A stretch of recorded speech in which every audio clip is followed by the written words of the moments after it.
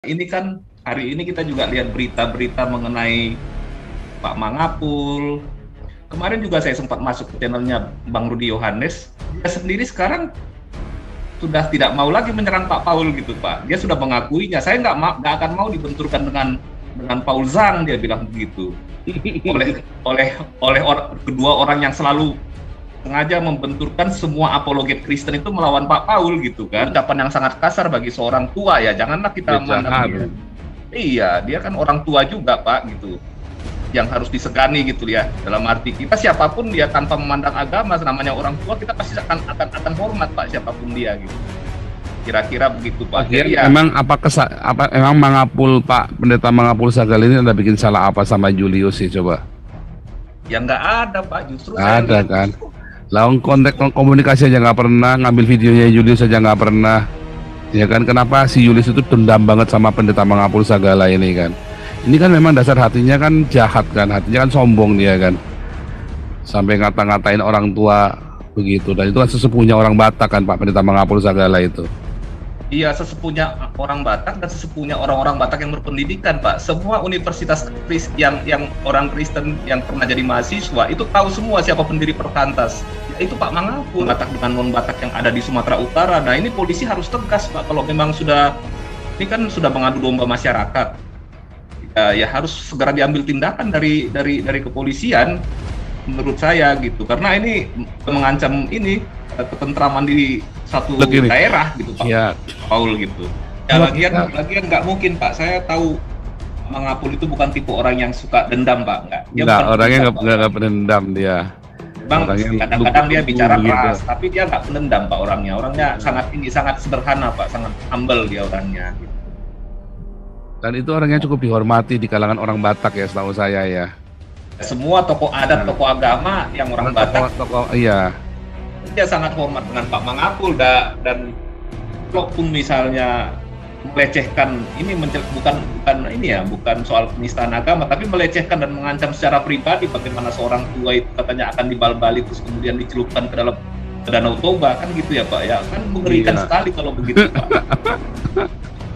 Sekarang dia terkencing-kencing sih ya, sekarang terkencing-kencing dia.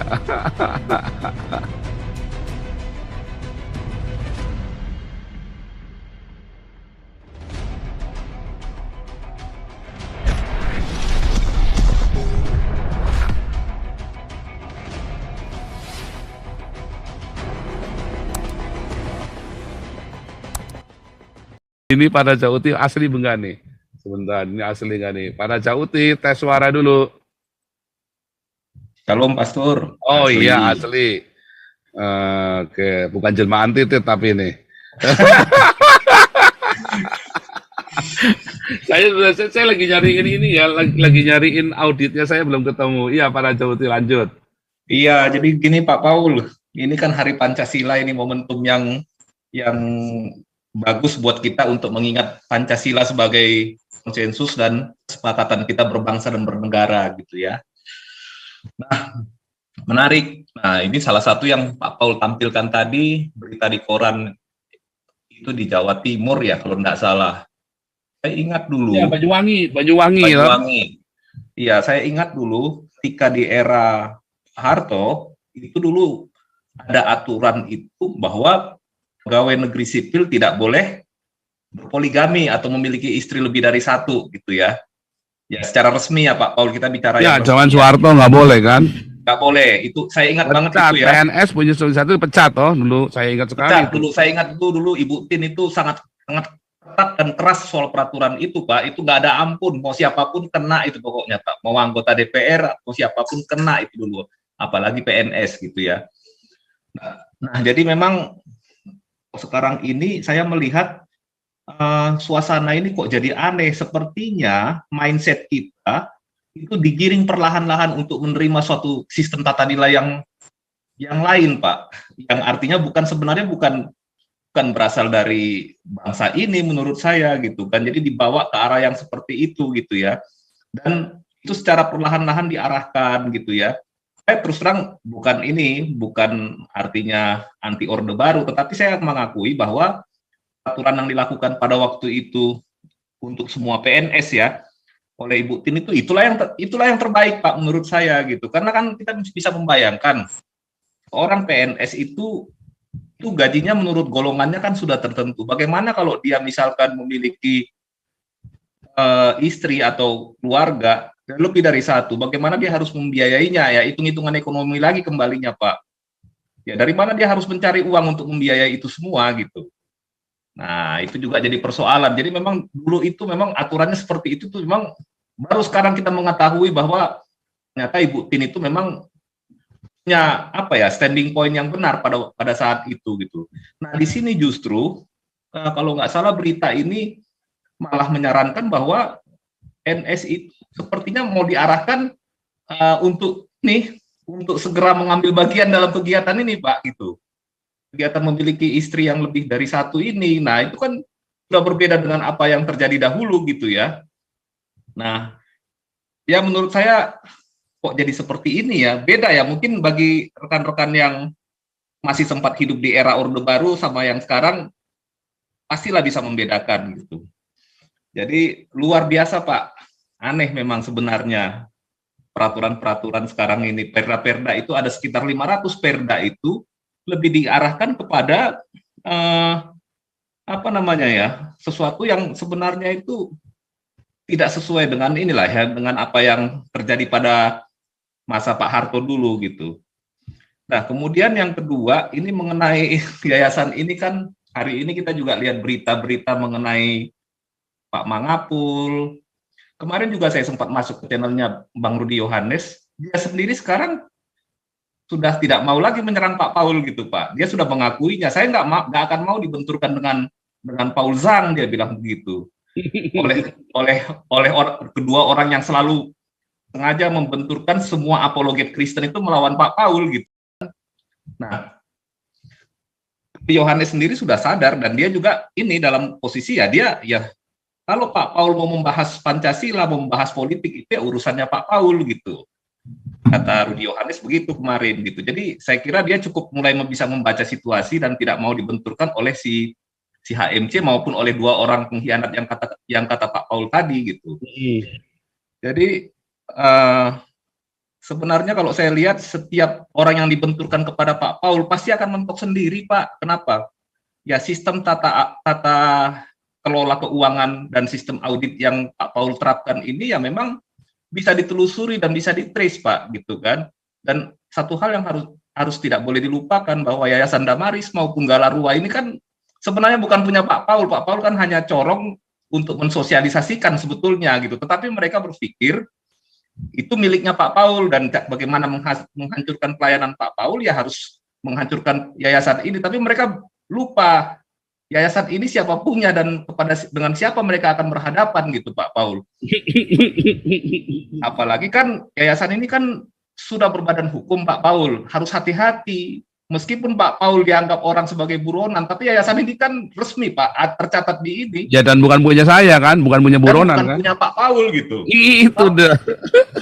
Kalau satu waktu misalkan dari yayasan ini menuntut mereka secara hukum, ya mereka juga harus siap Pak Paul. Itu apakah nggak dipikirkan sama mereka gitu ya?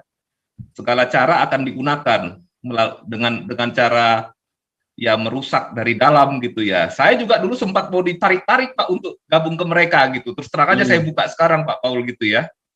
Tapi saya nggak mau ikut-ikut gitu. Jadi banyak teman-teman di sini yang mungkin terhasut gitu dan termakan. Jadi akhirnya apa namanya terpengaruh sehingga mungkin ada 1-2 orang yang mungkin tidak masuk ke Zoom ini lagi. Tetapi kalau saya sih melihat ya sejauh ini ya tata kelolanya masih yang benar gitu ya. Artinya yayasan ini bukan punya Pak Paul kok. Pak Paul kan cuma mensosialisasikan saja kan gitu kan pelayanannya Pak Jenderal Tobing, Pak Ponto dan teman-teman founder yang lain gitu. Jadi ya memang harus ini ya harus hati-hati juga gitu dalam menyikapi ini dan teman-teman juga jangan gampang termakan dan terpengaruh gitu ya.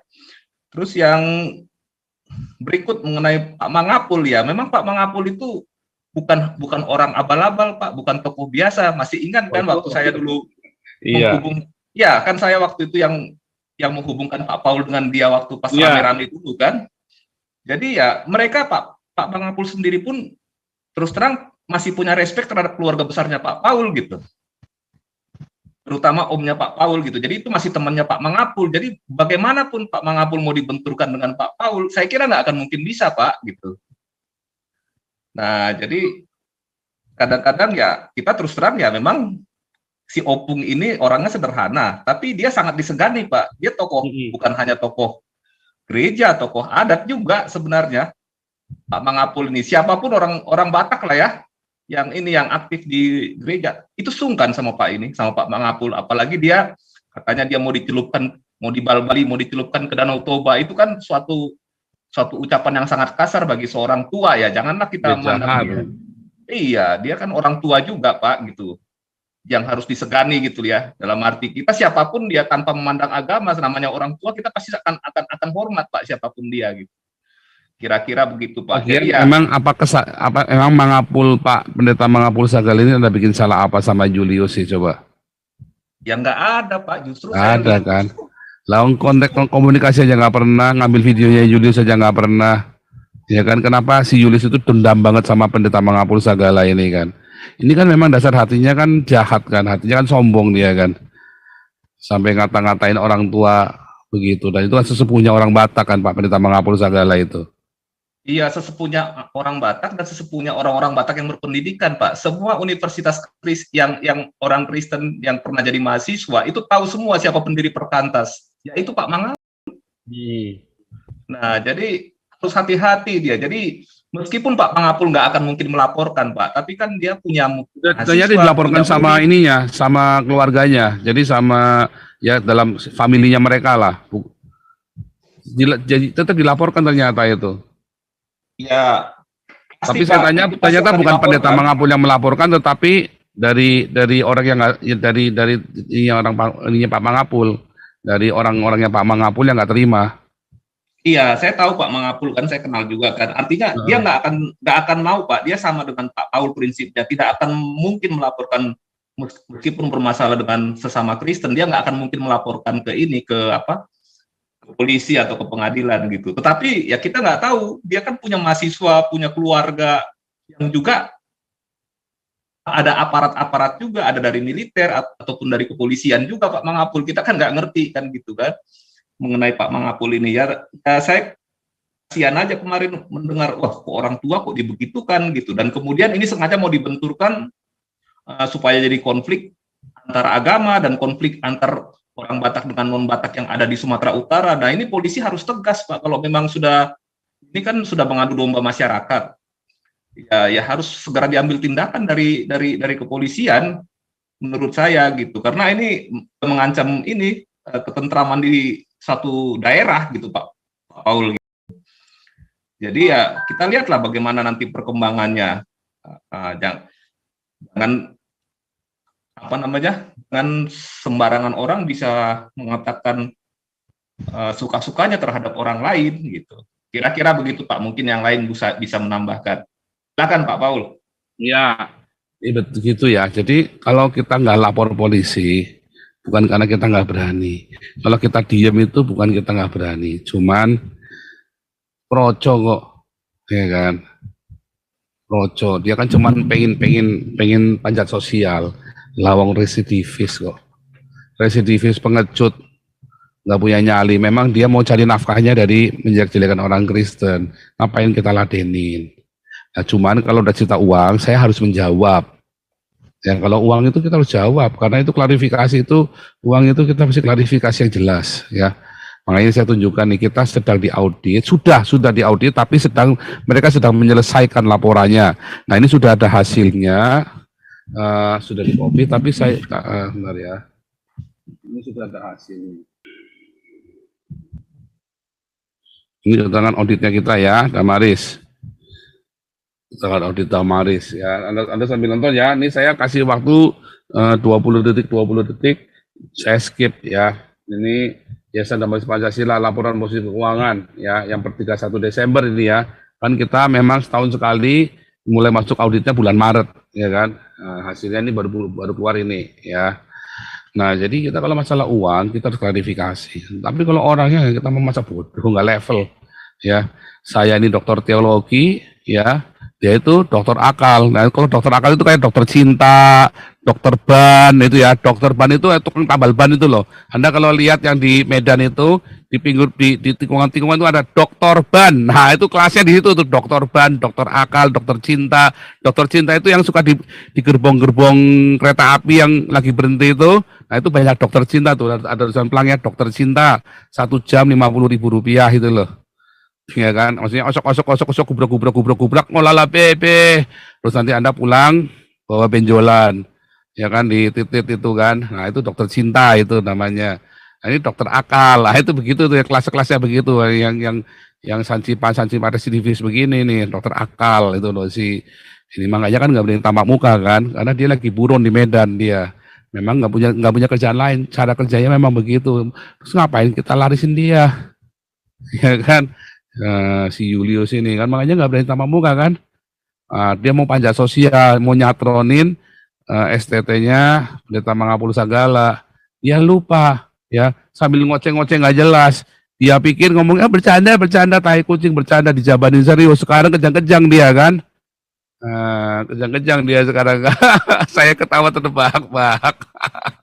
Saya bilang ini orang ya. Dan bukan Pendeta Mangapul yang melaporkan ternyata ya. Tapi anaknya Pendeta Mangapul itu Kapolres ya. Anaknya Pendeta Mangapul itu Kapolres. Ini orang geblek ini. Ya. Ya, lagian nggak mungkin Pak. Saya tahu Pak Mangapul itu bukan tipe orang yang suka dendam Pak. Enggak, orangnya nggak pendendam dia. Memang kadang-kadang dia bicara keras, tapi dia nggak pendendam Pak orangnya. Orangnya sangat sederhana Pak, sangat humble dia orangnya gitu. Dan itu orangnya cukup dihormati di kalangan orang Batak ya, setahu saya ya. Semua tokoh adat, tokoh agama yang orang Batak, iya. Dia sangat hormat dengan Pak Mangapul dan kalaupun misalnya melecehkan ini bukan soal penistaan agama, tapi melecehkan dan mengancam secara pribadi bagaimana seorang tua itu katanya akan dibal-bali terus kemudian dicelupkan ke dalam Danau Toba kan gitu ya Pak ya, kan mengerikan sekali kalau begitu Pak. Sekarang dia terkencing-kencing sih ya. Sekarang terkencing-kencing dia. Ya sudah, kalau kita mah daripada kita ribut gitu, kita mendingan beli ambulans aja ya. Kita beli ambulans, kita sambil nunggu persetujuan dari UNHCR sama Ibu Risma ya masalah tenda. Nah kita tetap akan jalan terus ya. Jadi kita terus, kalau tenda nggak jalan gimana? Kita tetap jalan yang lain. Masa kita mau disandra sama satu proyek? Kita tetap jalan yang lain, ya toh? Ini. Wah, ini juga nih tua-tua kita nih Pak Suara nih. Pak Suara ini yang kemarin ngomong ngapain kita urusin, kita beli ambulan aja. Nah ini nih gara-gara dia ini nih. Laki lakon deh Pak Suara kebenaran.